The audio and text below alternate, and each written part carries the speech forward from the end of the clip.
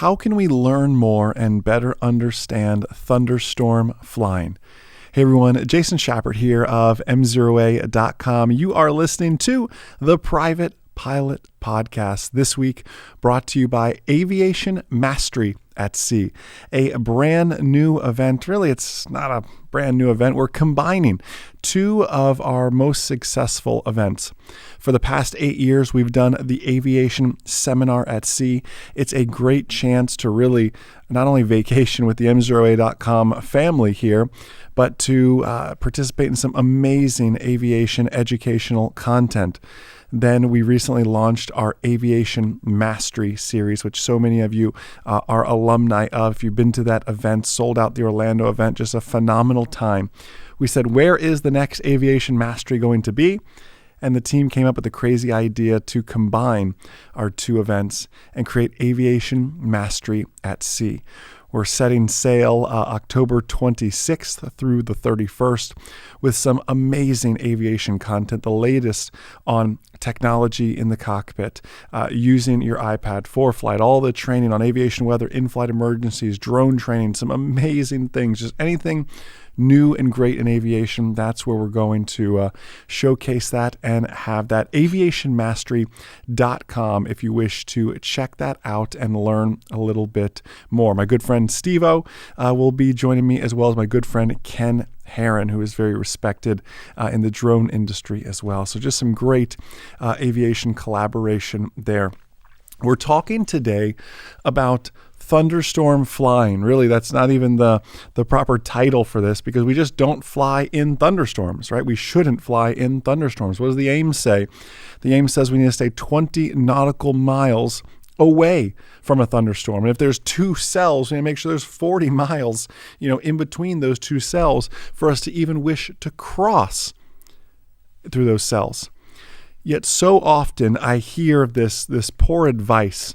I hear this advice that says, if it's green on the radar, it's a go. Green is go on the radar. And I think to myself, I've done entire videos on this in the previous months. You've seen them on composite radar versus lowest tilt radar. And do you understand the difference? You can't just say green is go on a radar until you even know where the data points are coming from and what type of radar you're actually looking at. Is it a composite radar image? Is it a lowest tilt image? Could you tell me the difference between the two? I'll just briefly go over it here, though, but I will certainly link back to that previous video so you can see it. But composite radar is essentially showing you the moisture that is in the air, that's in these cells. Now, that moisture may be up at 40,000 feet. It may not be making it all the way to the ground. Lowest tilt, when you look at a lowest tilt radar on something like ForeFlight, lowest tilt is showing you precipitation that is actually making its way, it's actually falling and making its way down to the ground. So big difference between composite and lowest tilt. You can't say I'm going to fly through it because it's green. There may be nothing there. There may be something there. And as well as we're going to learn, that storm may be developing. Let me share with you a little story. I shared this in the video yesterday, but I want to take it a little bit farther here today. This story is about November 8371 X-ray. About an hour before takeoff, the pilot obtained an updated weather briefing, which included a discussion about thunderstorm activity along the route of flight. About 2 hours, 30 minutes after takeoff, the pilot was deviating around thunderstorm activity when the airplane disappeared from radar. A witness near the accident heard the engine revving up and down, and then a muffled pop. And then silence, before seeing debris falling from the sky well above the tree line. Examination of the airplane revealed that it experienced an in-flight breakup. However, no evidence of mechanical malfunction was identified. Weather radar images indicate the airplane entered a developing area of moderate to heavy intensity echoes consistent with convective cells or thunderstorms. The pilot advised air traffic control that he was receiving weather information through a portable GPS receiver with a weather subscription service. I'm going to stop there. Further on, it was a Garmin 396. You remember just the tiny little Garmin 396 units. The 396 is where we actually upgraded to color from the 196 and 296 days. And then you could also add an XM weather subscription. It came with its own. It was a little like a hockey puck style antenna you threw up on the dash. And I remember when people had these, it was like, wow, you have XM. And they got XM radio, they got XM weather. However, with this XM weather, it was awesome for the time, but it came with issues. Just like our weather radar, whether it comes from ADS-B or however we get that now, it comes with issues as well. The XM weather usually was around, on average, up to 8 minutes of a delay. And again, I do not advocate flying through thunderstorms in the least bit. But I'll hear these stories of people saying, oh, you know what, there's a perfect hole right there that I'm going to fly through. Yet if your radar is 8 minutes old, that hole may not be there by the time you get there. It may have developed into something much worse, or it could be developing like we're going to continue to learn here. This is very important. There were no published convective segments or center and weather advisories for thunderstorms current at the time of the accident or the area encompassing the accident site. If you saw the video yesterday, you looked at that radar and thought, I've seen worse weather before. I've unfortunately flown around, prior to being a safer, smarter pilot, made those mistakes and flown in weather like that.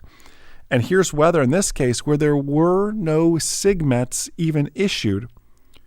And yet there's a thunderstorm so severe we had an in-flight breakup. That's serious. To me, that's very, very serious to realize that these thunderstorms grow so quickly. Let's continue our story here. The pilot received his airplane multi-engine rating on May 13th, 2006. As of June 18th, 2006, the pilot had accumulated 1,720 hours of total flight experience, which included 32.6 hours in multi-engine airplanes, of which 26.8 hours were accumulated in the accident airplane. In addition, the pilot had logged about 140 and 68 hours of actual and simulated instrument flight experience, respectively. Except for 0.4 hours of simulated instrument flight experience logged during his multi-rating check ride, the pilot had not logged any additional instrument flight experience in multi-engine airplanes. Review of the airplane's ground speed revealed that the ground speed remained between 190 to 200 miles per hour during most of the cruise portion of the flight. At approximately 12:47, the airplane gained 60 miles per hour in ground speed over the course of the next 35 seconds. Most of us would be pretty excited to gain 60 miles per hour in ground speed, but not in this case through thunderstorms like this. You'll hear the severity of it in just a second. The airplane then descended 1,200 feet during this time frame. So he picked up a ground speed of an additional 60 miles per hour in 35 seconds, yet also descended 1,200 feet during the same 35 seconds. For an average descent rate, then you do the math on that, it's 2,100 feet per minute. That's a pretty serious downdraft. If you think about it, what does a VSI even go up to? A vertical speed indicator on the face only goes up to 2,000 feet per minute, either up or down. So his vertical speed indicator was pegged on a descent. He didn't realize it was 2,100 feet per minute. He just knew it was 2,000 or greater. The airplane's ground speed then stabilized for the next 8 seconds, while the airplane descended at an average rate of then 9,000 feet per minute. At 12:48, the airplane's ground speed began increasing rapidly to 471 miles per hour. Now we understand why we had an in-flight breakup. The last recorded GPS target was at 12:48 at an altitude of 4,123 feet with an average descent rate of 6,000 feet per minute. The probable cause from the NTSB? The pilot's inadvertent encounter with a thunderstorm, which resulted in a loss of aircraft control and a subsequent in-flight breakup. And I hate talking about accidents. Yet I share this story to realize, and if you saw the video yesterday, you saw the radar as well. If not, I encourage you to go find it on YouTube, on Facebook, on MzeroA.com. You saw this. There were no convective SIGMETs issued, not for his area, not for the area of the flight during this. There were no center weather advisories. In fact, if you look at the actual video, he flew through even worse weather to get to where he was, where the in-flight breakup actually occurred. However, we have 3 stages to a thunderstorm: the cumulus, the mature, and the dissipating. The cumulus stage is known as the building stage. This is the updrafts, the downdrafts. This is when we build those towering cumulonimbus clouds. And I believe that it was in this stage, in this building stage, that this accident occurred. Because just to look on radar doesn't show a whole lot of precipitation even falling in that area. And from the sounds of it, 9,000 feet per minute, 6,000 feet per minute, these downbursts he was experiencing, up to 471 miles per hour was the ground speed reached. And you wonder why we had an in-flight breakup. We were experiencing extreme updrafts and downdrafts from storms that were just in the cumulus stage. Remember the 3 stages: cumulus, mature, and dissipating. Cumulus is characterized by updrafts. Mature is the start of rainfall, and dissipating is when the storm begins to rain itself out. So often you say, man, the mature phase, that must be the most dangerous part of a thunderstorm. But in actuality, it's that building phase. It's as that storm has all that energy, and that energy is just growing and growing. The mature stage is just simply when those updrafts and downdrafts had ceased enough, or the rain just became too heavy for the storm's energy to hold it up in the cloud, so thus rain begins to fall. And dissipating is even more so, and that strength just isn't there, and that storm rains itself out. That's why when you hear a storm rain itself out, the rainfall increases tenfold. The drop size doubles in size. That's the dissipating stage. The cumulus stage, the building stage, is the dangerous stage. We're coming up to summertime. And in summertime, we get these things we call summer storms, afternoon thunderstorms, we'll call them often. And it's these afternoon storms. We say, you know what? In Florida, we just stopped flying around 3 o'clock. And that's accurate. We stopped flying around 3 o'clock because it starts raining. Yet my IFR students, we would stop much earlier, because even around 12 o'clock, as we get the uneven heating and the dissipation of heat of the Earth's surface, as it starts to come up and build these cumulus clouds, and they look so nice, they're these white puffy clouds, everything looks good, there's not even a hint of gray to them just yet. Yet they're bumpy, they're nasty, and they're the ones that go on to become our nasty afternoon thunderstorms.